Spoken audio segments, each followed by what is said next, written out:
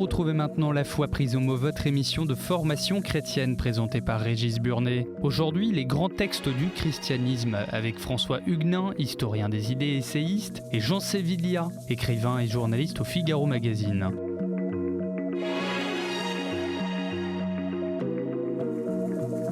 Bonjour et merci de nous retrouver pour La foi prise au mot, notre rendez-vous de formation chrétienne. Aujourd'hui, je vous propose de nous interroger sur notre passé et de nous poser la question des textes les plus importants de notre religion. Nous vivons une époque fascinée par l'histoire, mais qui manque singulièrement de mémoire et les chrétiens ne font pas exception. Pour beaucoup, l'histoire de l'Église commence au XIXe siècle et parfois même au Concile Vatican II.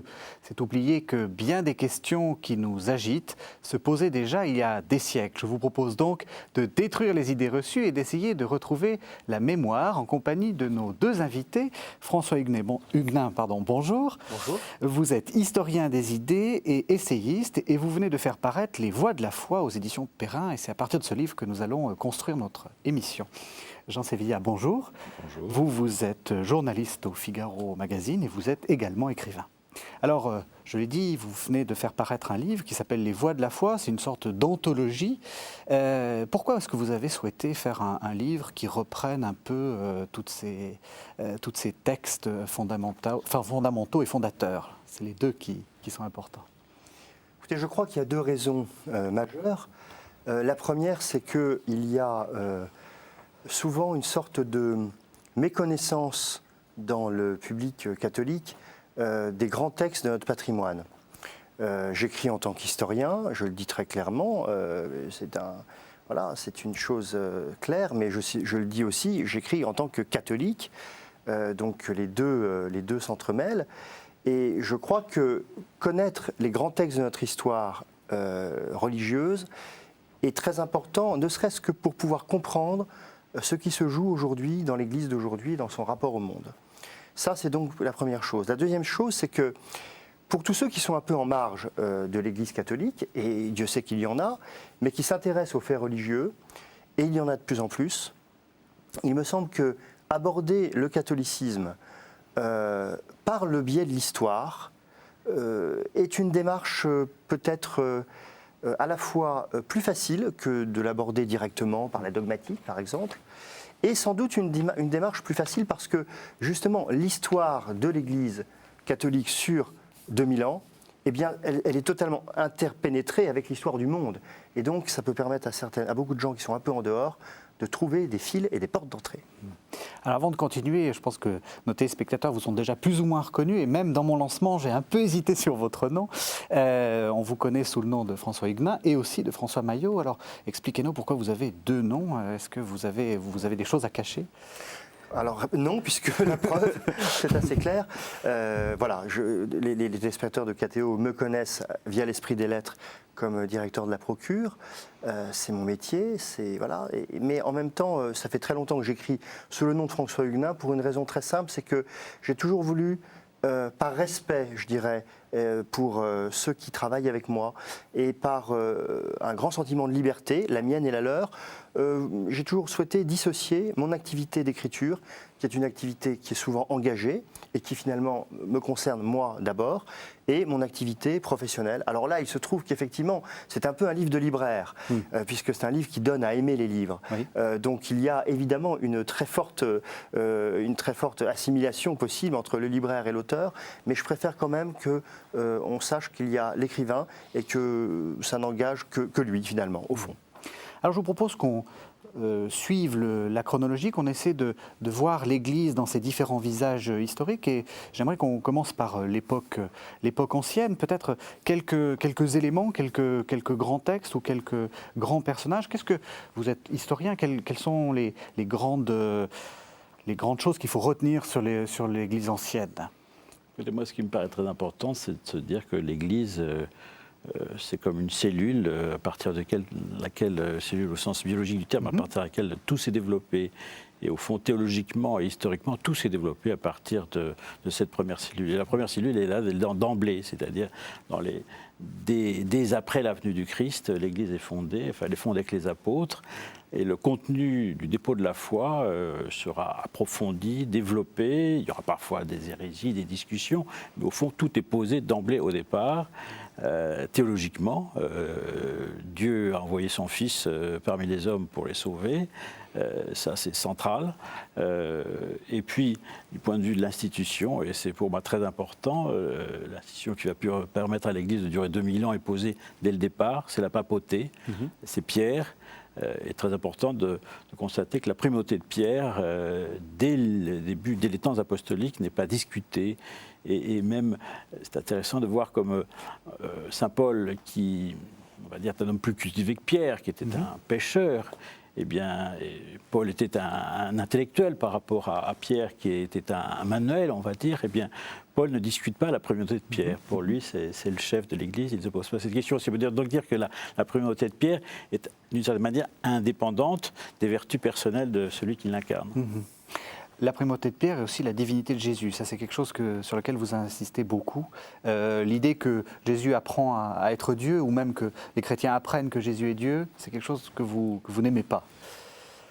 Surtout quelque chose qui est faux historiquement. Et je m'appuie sur un certain nombre de travaux d'historiens des premiers temps de l'Église. Oui, en particulier Larry Hurtado que nous avions. Larry Hurtado, mais aussi le théologien, le père Bernard Sesboué, jésuite, qui allie une grande rigueur avec une grande capacité pédagogique, et tous concourent à montrer qu'au fond, il n'y a pas eu d'invention de la divinité de Jésus, mais qu'il y a eu une révélation progressive. Il est évident que Jésus, Père Sesboué dit toujours, Jésus n'allait pas arriver, il est vraiment homme. Je fais une parenthèse, quand même, le christianisme, c'est la religion de l'incarnation, c'est quand même ça le cœur de tout. Dieu se fait homme pour que l'homme soit Dieu. C'est quand même la seule religion qui propose ça.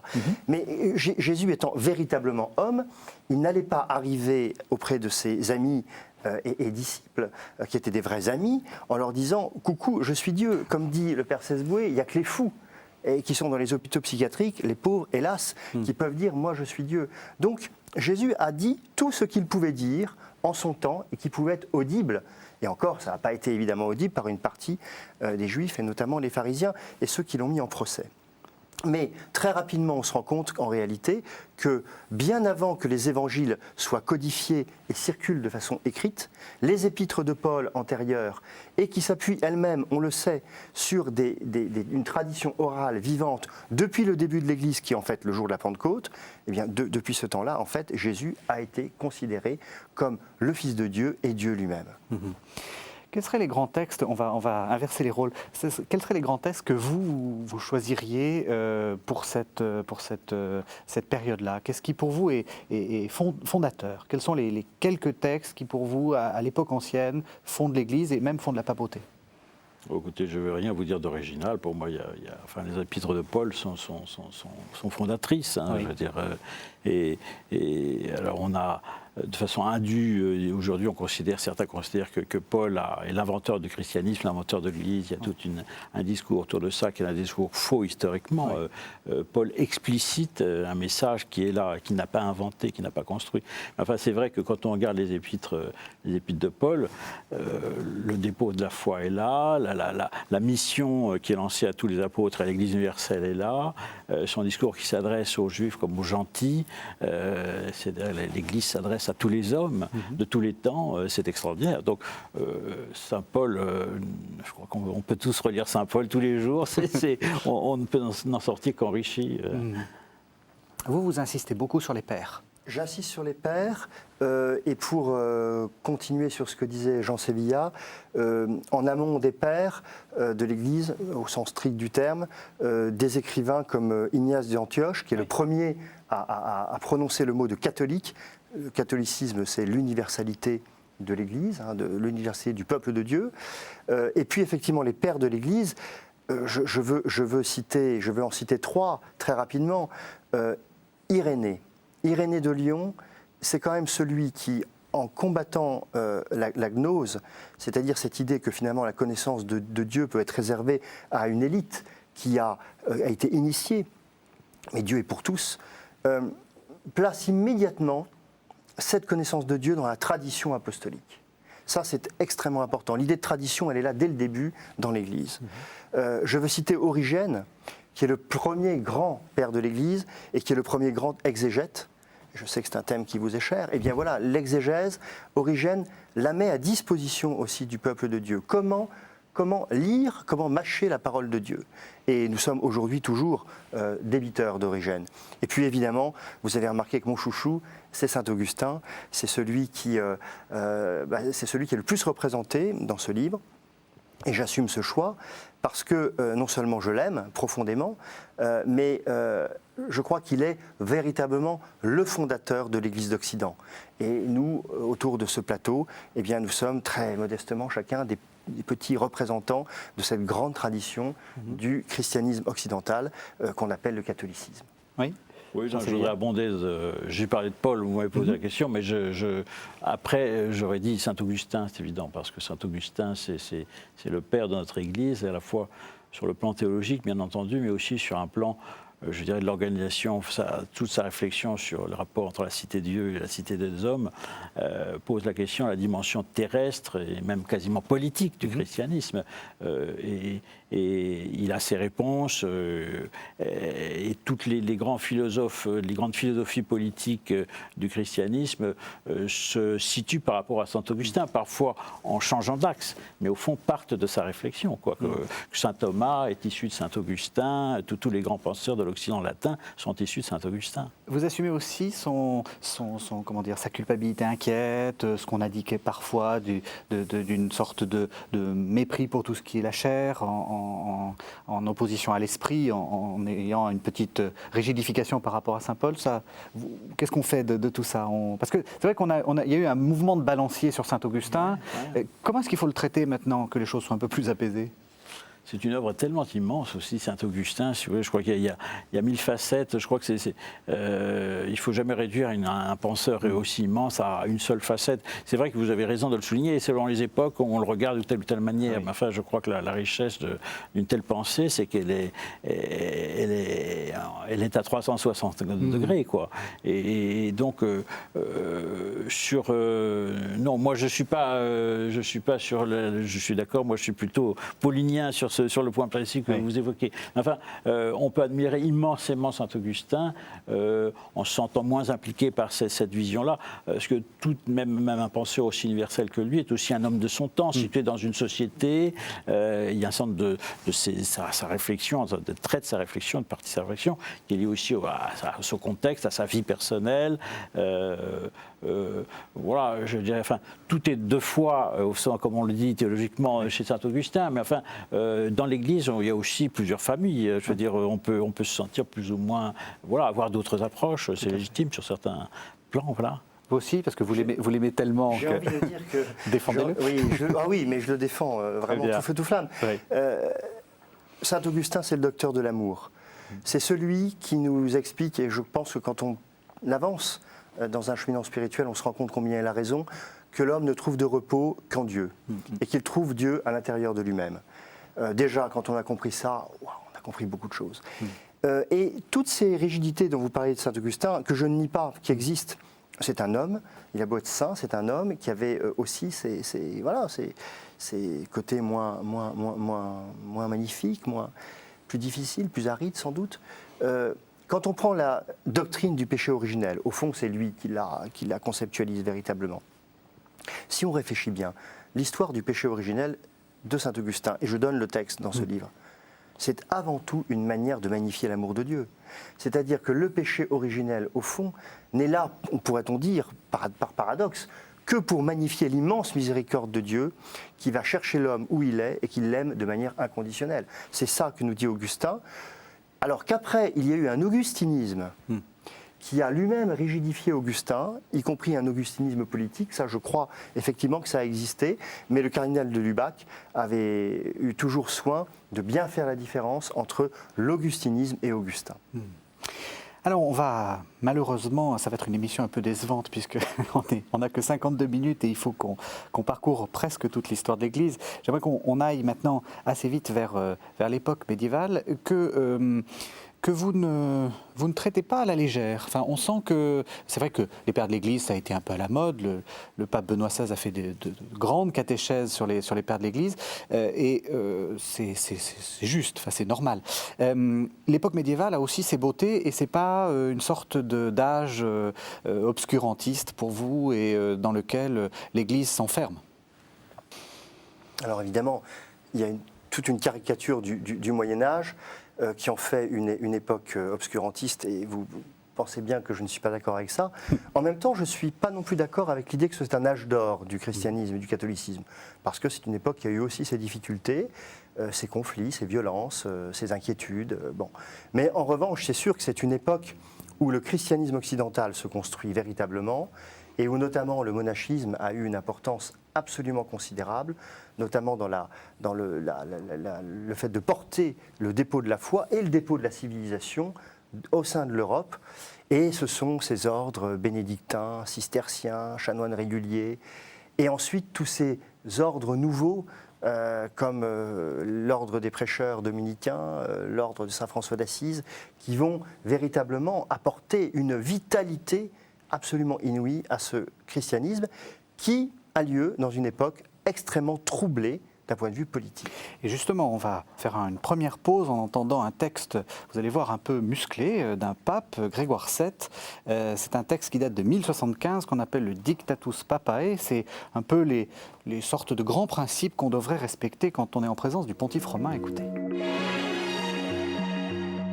Vous écoutez actuellement La Foi prise au mot, votre émission de formation chrétienne présentée par Régis Burnet. Aujourd'hui, les grands textes du christianisme, avec François Huguenin, historien des idées et essayiste, et Jean Sévillia, écrivain et journaliste au Figaro Magazine.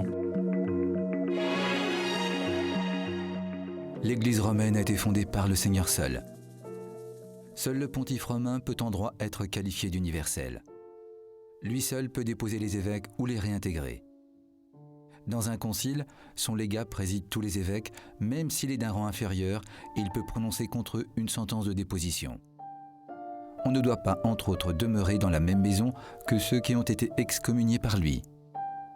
Le pape peut déposer les absents. Du pape seul, tous les princes doivent baiser les pieds. Son nom seul doit être récité dans les églises. Les causes majeures de toute église doivent être portées devant le siège apostolique. L'Église romaine n'a jamais erré et n'errera jamais, comme en témoigne l'Écriture. N'est pas catholique celui qui n'est pas en accord avec l'Église romaine.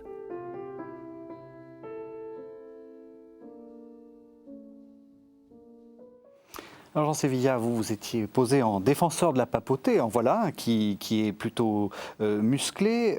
Du pape seul, tous les princes doivent baiser les pieds. Quand vous entendez ce texte, qu'est-ce que ça vous évoque? Pour vous, c'est légitime, c'est justifié, c'est un peu trop comment est-ce qu'il faut traiter ces textes-là? À condition de se replacer dans le contexte de l'époque. Le péché majeur en histoire, c'est l'anachronisme. Donc on ne peut pas appliquer à la société médiévale nos concepts d'aujourd'hui. Et donc ce texte à comprendre dans son contexte. Oui.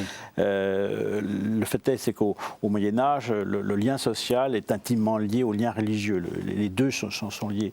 Et donc le pape entend qu'il est le chef de l'Église, qui était même le corps du Christ, répandu et communiqué, comme dira plus tard Bossuet, eh bien, est symboliquement fort. C'est en plus une société qui est fondée sur des symboles qui sont très forts. Donc, il faut comprendre ça comme ça. Le sacré a une définition sociale et représente aussi une symbolique sociale dans le monde médiéval. Et donc c'est comme ça qu'il faut comprendre. Alors, le pape pouvait avoir beaucoup de défauts sur un plan personnel, mais la fonction pontificale était considérée comme sacrée derrière Dieu. Le pape n'a jamais été Dieu et n'a jamais été divinisé par l'Église. Oui. Enfin, et même l'infaillibilité pontificale ne sera définie qu'au XIXe siècle, mais en réalité, on voit qu'elle est en germe très très tôt dans l'histoire de l'Église. Ce qu'il dit, l'Église romaine n'a jamais erré et n'errera jamais. Donc, voilà. Mais c'est à comprendre encore avec des mots d'une époque qui n'en sont pas la nôtre. Oui. Mais il est certain que l'institution pontificale, au Moyen-Âge, essaye de se poser, et il y a une sorte de, pas de conflit, mais parfois, si, avec l'Empire, d'où plusieurs séquences historiques du sacerdoce et de l'Empire, etc., avec les rois de France aussi, chacun essayant de définir sa part de responsabilité, mais les papes ont toujours tenu, c'est pour ça que les États pontificaux, ça choque aussi aujourd'hui cette idée. Pourquoi les papes avaient-ils des États? Pourquoi étaient-ils des souverains temporels? Oui, parce que avoir des États temporels, d'abord c'était évidemment un fruit de l'histoire, mais c'était aussi pour la papauté une garantie qu'on a conservé aujourd'hui, je fais un bond dans l'histoire, mais 1929, les accords du Latran, c'est parce que symboliquement, le pape ne peut pas être dépendant de qui que ce soit. Donc il faut que le pape soit souverain, même si c'est sur un micro-État, comme c'est le cas depuis aujourd'hui au Vatican. Mais donc voilà. Mais donc les États pontificaux au Moyen-Âge, en réalité, avaient pour fonction d'assurer à la papauté son indépendance par rapport aux autres souverains temporels. Justement, c'est un texte que vous avez choisi. Je l'ai découvert en vous lisant. C'est un texte qui peut être mal interprété aujourd'hui. Quand on fait une anthologie comme ça, est-ce qu'on se pose cette question-là en se disant, celui-là, on va peut-être le cacher parce qu'il est peut-être un peu douloureux ou il peut donner des mauvaises interprétations? Ou alors on assume tout? Justement, il ne faut pas le cacher, parce que les lecteurs ont le droit à la vérité historique. Il n'y a rien d'inavouable. Simplement, il faut le faire lire et essayer de le commenter, donner les clés de compréhension. Et comme disait Jean Sévillat, notamment pour ne pas tomber dans l'anachronisme. Et puis voir qui est cet homme, qui est Grégoire VII. C'est un très grand pape réformateur, dans la lignée des grands papes de l'Église que furent avant lui le pape Gélase, Léon le Grand, Grégoire le Grand. C'est un pape donc réformateur, Grégoire VII, par exemple, qui met au pas les prêtres concubinaires. Les problèmes de mœurs dans l'Église ne datent pas de la fin du XXe siècle. Et ça a été malheureusement au Moyen-Âge quelque chose d'extrêmement fréquent. Et des grands papes comme Grégoire VII ont pris le problème à bras-le-corps. Là où notre histoire est compliquée, j'irai peut-être plus loin que Jean Sévillat, je pense que oui, il y a des vrais conflits, il y a une vraie tension politique qui est autour de l'héritage de l'Empire romain. Quand la religion chrétienne, qui avait été naguère une religion persécutée, puis qui était devenue, en l'espace d'un siècle, au IVe siècle, une religion d'État, liée à l'Empire romain, quand l'Empire romain s'effondre, la question de que devient le christianisme et que devient le pouvoir politique se pose immédiatement, car de ce que va devenir le pouvoir politique, dans la mémoire chrétienne de l'époque, peut conditionner très fortement la liberté même de l'Église et des chrétiens. Donc c'est un fait majeur. Et effectivement, la papauté va vouloir exercer une partie du pouvoir temporel, et elle va trouver en face d'elle l'empereur d'Allemagne qui va vouloir reprendre la filiation de l'Empire romain, et des nouvelles structures politiques qui sont les jeunes nations, dont la France, où le roi de France, comme vous le savez, voulait être empereur en son royaume, c'est-à-dire ne dépendre d'un point de vue temporel, ni de l'empereur, ni même du pape. Donc on a une période d'une très très grande tension, et j'en donne plusieurs éléments, plusieurs textes qui peuvent l'expliquer, et je suis assez d'accord pour dire finalement que, avec certains commentateurs comme Pierre Manin, qui a beaucoup réfléchi à ces questions-là, pour dire que même si le Moyen-Âge a été une grande époque de floraison chrétienne, ça a été une époque qui, d'un point de vue de la politique chrétienne, la mise en place de la politique chrétienne, a finalement échoué. Et qu'il n'y a pas eu de stabilité d'un modèle politique chrétien au Moyen-Âge, et que c'est sur cet échec que s'est construit finalement la modernité politique, y compris à un moment donné contre le christianisme. Ça pose aussi la question de la politique. Jean Sévillat, vous avez écrit un livre sur le dernier empereur, Charles Ier, le dernier empereur d'Autriche. On est actuellement très mal à l'aise avec la politique. Les chrétiens ont des problèmes avec les politiques, il faut le dire clairement. D'abord, ils ne veulent pas dire qu'ils sont chrétiens quand ils sont en politique. Ils veulent être un peu... ils veulent avoir les mains blanches et donc ne pas avoir de mains. Enfin, comment il faut traiter la politique, à la fois dans notre rapport peut-être contemporain, et puis par rapport à l'histoire? Immense question, et on est obligé de contextualiser, si vous voulez. Oui. Pratiquement, à partir du XVIIIe siècle, on entre dans une période où on tente à dissocier le religieux du spirituel, c'est-à-dire que le religieux ne va pas revendiquer en soi une sacralisation par le pouvoir religieux. Les pouvoirs sacrés ou les monarchies européennes, sans complexe, avaient cette vision où le roi, l'empereur, le souverain était confirmé parce qu'il était oint, il y avait une cérémonie du sacre qui lui donnait en quelque sorte, qui l'investissait d'une responsabilité devant Dieu, et dont il avait à rendre rendre compte. C'était le sens des anciens sacres. Le souverain est responsable devant Dieu. Le jour où il comparaîtra devant le juge suprême, il devra rendre compte de la façon dont il a gouverné. Voilà. À partir du choc de la modernité, des Lumières, le pouvoir politique s'autonomise par rapport aux valeurs religieuses. Et donc, ça dépend de l'époque dont on parle. Je pense que à toute époque, de toute façon, les chrétiens auront toujours un problème avec la politique parce que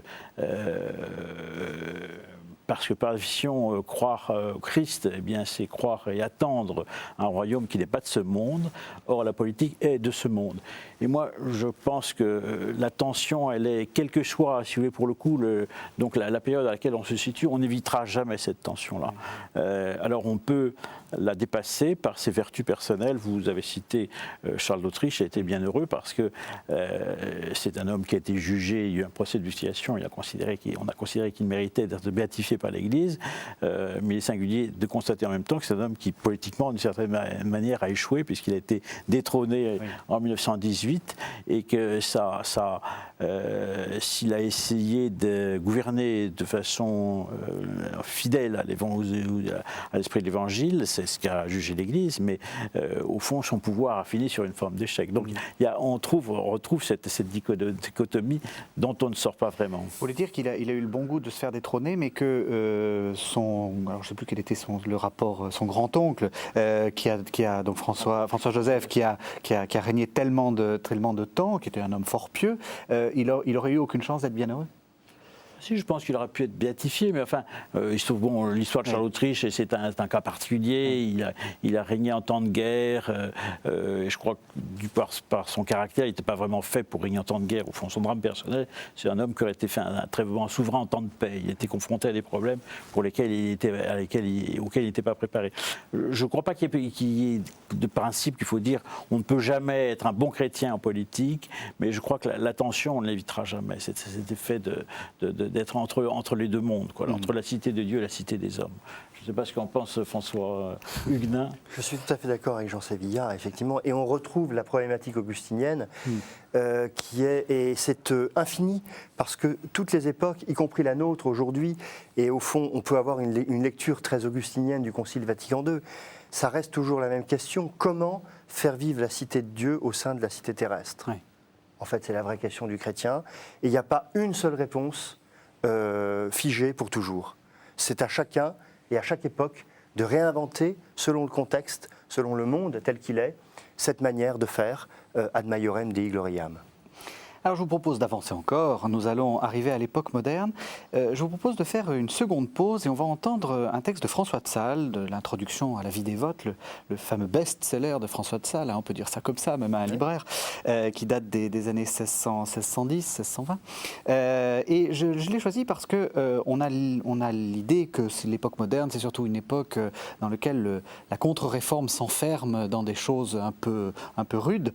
Et vous allez voir que François de Sales, qui était pourtant l'un des pivots de la contre-réforme, nous dit des choses extrêmement belles sur l'Eucharistie. On dit que Mithridate, roi du Pont, ayant inventé le Mithridat, renforça tellement son corps par celui que s'essayant par après de s'empoisonner pour éviter la servitude des Romains, jamais il ne lui fut possible. Le Sauveur a institué ce sacrement très auguste de l'Eucharistie qui contient réellement sa chair et son sang, afin que qui la mange vive éternellement.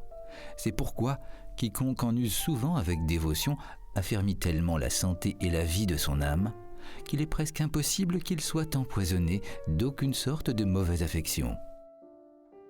On ne peut être nourri de cette chair et vivre des affections de mort, si que, comme les hommes demeurant au paradis terrestre, pouvaient ne mourir point selon le corps, par la force de ce fruit vital que Dieu y avait mis, ainsi peuvent-ils ne point mourir spirituellement par la vertu de ce sacrement de vie.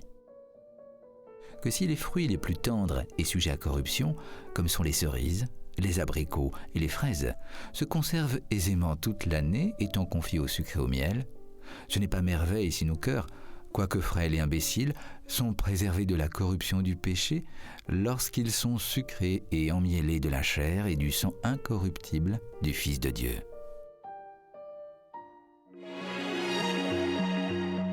Vous écoutez actuellement La foi prise au mot, votre émission de formation chrétienne présentée par Régis Burnet. Aujourd'hui, les grands textes du christianisme, avec François Huguenin, historien des idées et essayiste, et Jean Sévillia, écrivain et journaliste au Figaro Magazine. En écoutant le texte, vous disiez quelle langue. C'est incroyable, emmiellé de la chair et du sang incorruptible du Fils de Dieu. Oui, quelle langue, c'est extraordinaire d'écouter.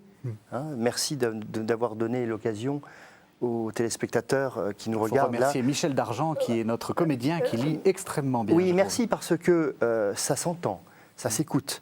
C'est comme la parole de Dieu. Parfois, la lire à voix haute, ça prend une résonance. Et là aussi, des textes comme ceux-ci prennent une résonance extraordinaire.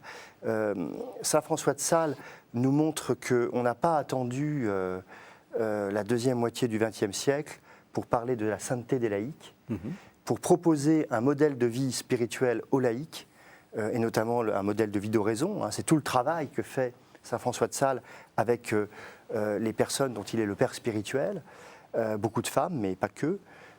Et véritablement, j'insiste beaucoup dans cette histoire du catholicisme par les textes, les voies de la foi, j'insiste beaucoup sur la mystique. Je prends trois grandes thématiques au fond, qui sont l'intelligence de la foi, qui sont le rapport au monde et aux autres, et puis la mystique, c'est-à-dire le rapport avec le Seigneur, le rapport avec Dieu.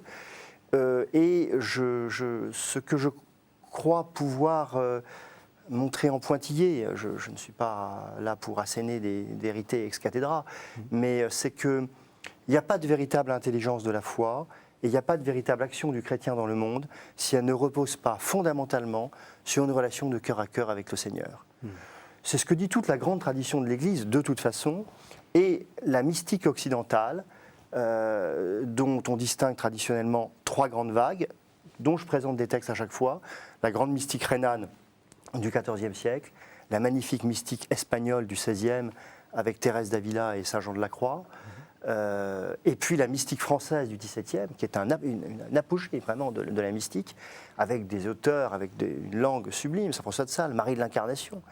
Eh bien, tous ces auteurs-là sont autant à mon avis, époque après époque, de pierres fondamentales dont on voit qu'elles ont aidé chaque chrétien à se conduire en chrétien, tout simplement. Voilà, c'est le cœur. Alors, je vais vous proposer d'accélérer un peu et d'arriver directement au XIXe siècle, parce qu'il me semble qu'on va toucher là un des problèmes que vous évoquez bien par rapport à notre façon de voir l'histoire, notre rapport à l'histoire. Nous avons un peu l'illusion que le XXe siècle a enfin condamné le XIXe siècle, nous a fait sortir de ce XIXe siècle obscurantiste dans lequel le Concile Vatican I nous avait plongé. J'aimerais qu'on peut-être replace ce XIXe siècle pour lui donner sa vraie valeur et puis peut-être aussi voir ses vraies limites. Jean Sévillia, pour vous, le XIXe siècle, c'est l'époque obscurantiste de l'Église ? Alors c'est une période extrêmement moderne. Je veux dire, tous les problèmes contemporains, les problèmes du XXe, du XXIe sont posés dès le XIXe. Donc pour moi, c'est le début de la modernité. C'est-à-dire que précisément en ce sens que l'Église est confrontée au choc de la modernité. 18e, Révolution française, l'Église reçoit le choc d'un monde qui s'autonomise par rapport à Dieu. La pensée s'autonomise par rapport à la religion, la société civile s'autonomise par rapport aux références chrétiennes, et donc on passe, alors que l'ancien monde, c'était un monde fondé sur des souverainetés ou des légitimités politiques fondées sur l'idée du droit divin, que j'évoquais il y a un instant, on passe à des légitimités fondées sur le consensus démocratique. Et donc l'Église va devoir s'adapter, trouver des réponses à ce choc social, qui est aussi un choc intellectuel, pas seulement un choc sociopolitique, c'est un choc intellectuel. Et donc tous les grands débats du XIXe siècle sont posés dès le XXe. Et je dirais que toutes les familles ont des antécédents. Je veux dire, il y a une gauche chrétienne aujourd'hui, mais elle a des antécédents très tôt. Dès 1848, on a des révolutionnaires chrétiens. Monseigneur Gaillot a des ancêtres en 1848. Et puis il y a au contraire des ultras. On en a aujourd'hui, mais ils tiennent le même discours à peu près au 19e siècle. Donc toutes les familles sont posées dès le 19e. Donc le 19e, à mon avis, pose la modernité.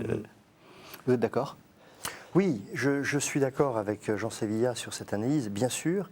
Après, ce que j'ai essayé de mettre en perspective dans la 4e partie de ce livre, qui est construit avec chaque fois une introduction générale à chaque partie chronologique, pour donner les éléments de compréhension historique du contexte au lecteur, qui peut ensuite rentrer dans les textes. Je présente chaque texte, mais il a normalement tous les éléments pour comprendre et pour justement ne pas faire d'anachronisme ou de ne pas avoir de trous par rapport à tout ce qui peut contextualiser.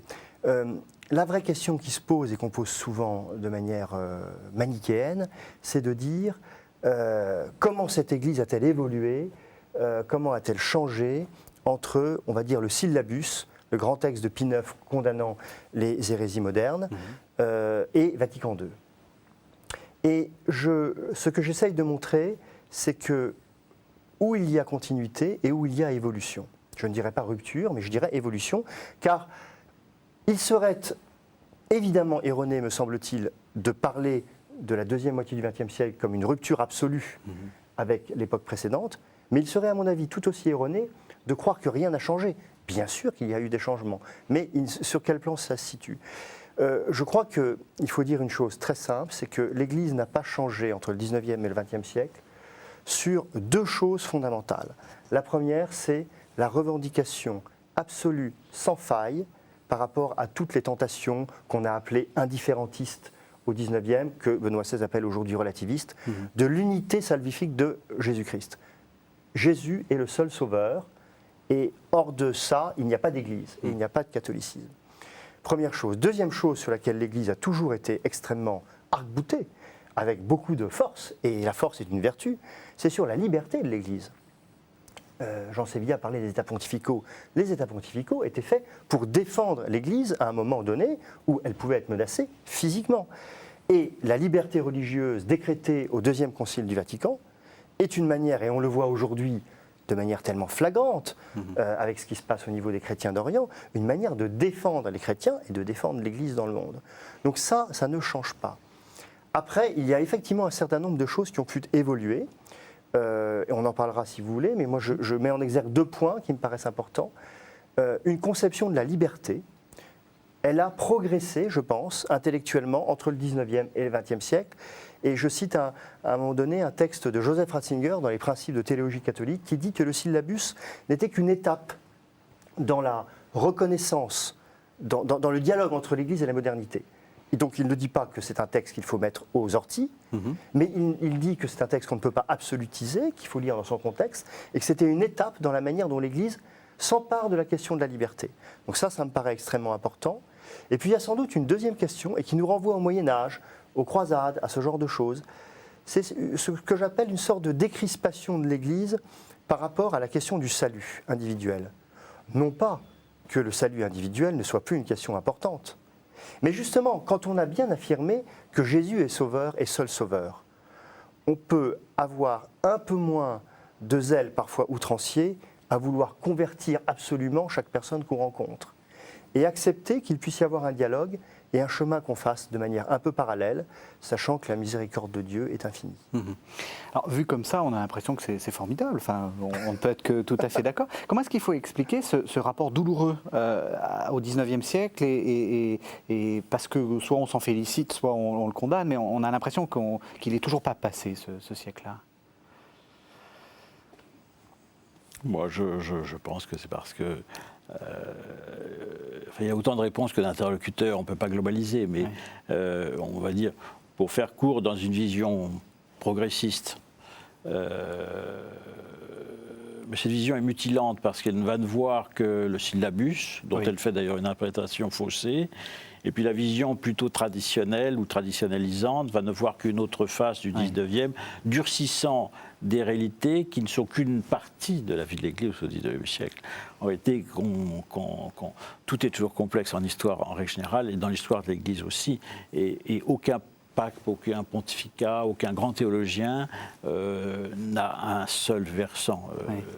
Et ça me paraît très... On regarde des figures regardées comme des figures traditionnelles. Eh bien, si on creuse, on va leur trouver au fond une facette progressiste. Je prends des images faciles, mais voilà. Et inversement, un grand progressiste, en réalité, on s'aperçoit qu'il va être très traditionnel sur un certain nombre de plans qui peuvent varier. Donc, je crois que la réalité est plus complexe. Moi, pour répondre à votre question, très simplement, je crois qu'il y a des idées fausses, qu'on se focalise beaucoup sur le XIXe siècle à partir d'idées fausses. Voilà. Oui, ce qui me frappe beaucoup, c'est que justement, ça rejoint un peu, vous avez fait paraître 2 livres, un qui s'appelle Historiquement correct et un qui s'appelle Historiquement incorrect. On a l'impression que, peut-être, c'est un défaut français, mais qu'on on a un rapport affectif et à l'emporte-pièce à l'histoire, qu'on a des idées toutes faites, un peu ce que vous dénoncez. Oui, on a aussi un rapport idéologique à l'histoire, et c'est surtout ça, c'est qu'il y a beaucoup, on met de l'idéologie. Cette idéologie, d'ailleurs, peut-être conservatrice ou peut-être révolutionnaire, on tente à durcir les choses par l'idéologie. La réalité de la vie de l'Église et même de la vie des idées est aussi une réalité humaine, et l'homme est toujours complexe. Voilà. Et tant de personnages de l'histoire qui sont toujours diabolisés, on s'aperçoit que si on creuse, eh bien, c'est beaucoup plus compliqué que ça, qui sont des aspects qui peuvent être, avec lesquels on peut se sentir en empathie, même si on ne partage pas leurs idées sur d'autres plans. Je crois qu'on ne comprendrait pas d'ailleurs, et c'est, j'espère, l'intérêt, l'aide que peut apporter ce livre à ceux qui nous écoutent.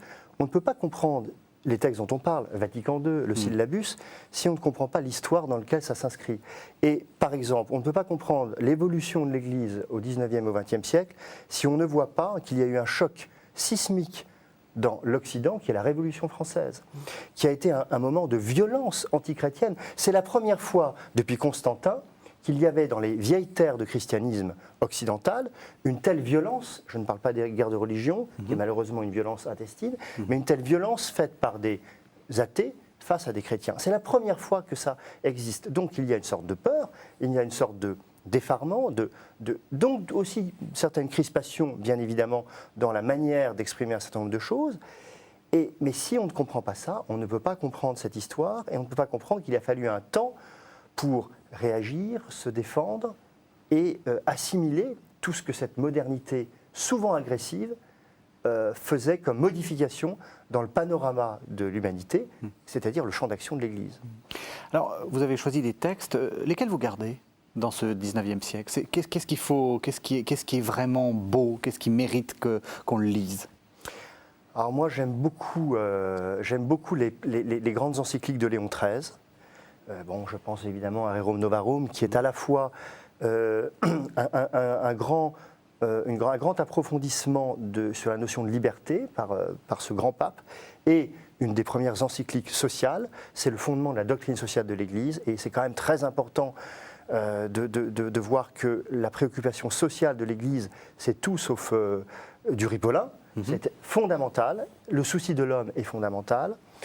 Et puis j'ai envie de vous dire qu'il y a par exemple un texte de Montalembert qui est un libéral catholique, et non pas un catholique libéral, c'est-à-dire que c'est un catholique tout à fait traditionnel dans sa manière de vivre sa foi, mais qui est un libéral politiquement, un peu à la Tocqueville, et qui essaye avec, on va dire presque un siècle d'avance, il préfigure Vatican II. Ça me plaît beaucoup. C'est des écrivains qui me parlent énormément. Vous, qu'est-ce que vous auriez choisi si vous aviez eu à faire une anthologie? Qu'est-ce qu'on garde du 19e? Oui, je pense que Lacordaire, Montalembert, tous ces écrivains sont très intéressants parce qu'ils sont précisément à la fois, ils sont dans le choc avec la modernité, et en même temps ce sont des chrétiens de vieille souche qui croient, donc ils sont confrontés à ce choc-là. Moi, il y a des textes intéressants. Et puis, bon, il y a des beaux, mais on ne peut pas tout prendre, mais aussi des beaux textes. Le 19e siècle, c'est le grand siècle, il ne faut pas oublier de la mission. Ça, c'est pas tellement présent dans votre livre, mais on ne peut pas tout prendre dans une anthologie, mais c'est une dimension de la vie de l'Église qui est très importante. Hein. Je veux dire, tous ces 30 000 missionnaires français, un missionnaire catholique sur 2 dans le monde est français au XIXe siècle, dont 30 000 missionnaires qui répandent la foi à travers le monde dans des conditions extraordinaires. Il y a parfois des lettres privées qui ne sont pas des textes du magistère, mais qui sont des textes très émouvants. Tu vois, des gens qui ont pris des risques physiques, enfin, je veux dire, extravagants, quoi. Je veux dire, l'espérance de vie d'un missionnaire en Afrique au XIXe siècle moyenne était de 1 mois.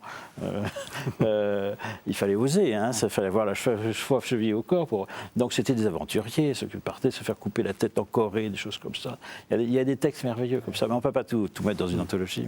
Mais j'aime bien cette phase-là. Ouais. Alors on arrive quasiment à la fin de l'émission, il nous reste exactement 7 minutes d'émission. On va essayer de définir le XXe siècle qui s'achève. Peut-être je vais vous poser la même question. Quels ont été les grands textes pour vous ou les grands personnages du XXe siècle? C'est pas facile parce qu'on a eu un rapport peut-être plus affectif à ces gens-là. On a en particulier les papes. On a eu chacun à son pape et puis ses façons de voir. J'ai envie de citer 3 champs ou 3 ou 4 champs d'investigation que j'essaye de citer le plus de portes d'entrée possibles dans ce livre. L'intelligence de la foi, bon, je pense à des très grands théologiens. Évidemment, Henri de Lubac me paraît un des théologiens majeurs du XXe siècle. Il y en a d'autres qui sont cités. Mais cet homme a un mélange de compréhension de la modernité tout en restant dans la plus grande tradition, en revenant à la tradition des pères de l'Église, et en étant à un moment donné pointé du doigt et en acceptant ça avec une humilité. Je suis très impressionné par cet homme, à la fois par le penseur, mais aussi par l'homme. J'ai envie aussi de citer, au XXe siècle, je pense que c'est celle qui éclaire tout le XXe siècle, c'est Thérèse de Lisieux. Oui. Plus ça va, plus je me dis que c'est la grande sainte des temps modernes. Il n'y a rien qui lui échappe. Elle a été d'ailleurs proclamée docteur de l'Église, la toute petite Thérèse. Et j'ai envie de citer derrière son petit frère, qu'il aimait tellement, qui est Georges Bernanos, pour évoquer aussi autre chose qui me paraît formidable dans le XXe siècle, c'est les écrivains catholiques. En France, hein, Bernanos, Claudel, Peggy, mais également dans le domaine anglais, par exemple, Chesterton.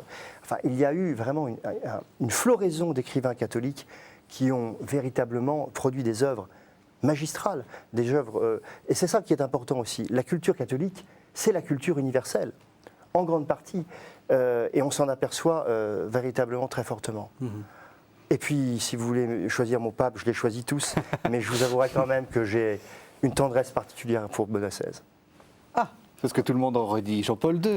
Je l'aime beaucoup aussi, mais Benoît XVI, je trouve qu'il y a une intelligence de la foi et en même temps une humilité. Jean-Paul II, que j'aime beaucoup, mais c'était un athlète, je dirais, il aurait été sur un plateau de KTO, il n'y avait même plus besoin d'éclairage. Enfin, je veux dire, c'était une lumière. Il était souvent sur les plateaux de KTO, comme Benoît XVI. Mais pas ici, là. Hélas, non. Hélas, non. Benoît XVI, voilà, c'est un immense intellectuel et c'est un immense spirituel qui se dévoile à toute petite touche, comme ça, avec beaucoup de modestie. Voilà, moi, il me touche beaucoup. Et vous, Jean Sévillia, quels sont votre tiercé gagnant ou votre quintet gagnant? Pour le pontificat, moi j'ajouterais, j'ai une grande faiblesse pour quelqu'un qu'on tente à oublier aujourd'hui pour de mauvaises raisons, c'est Pie XII. Voilà. Mm-hmm.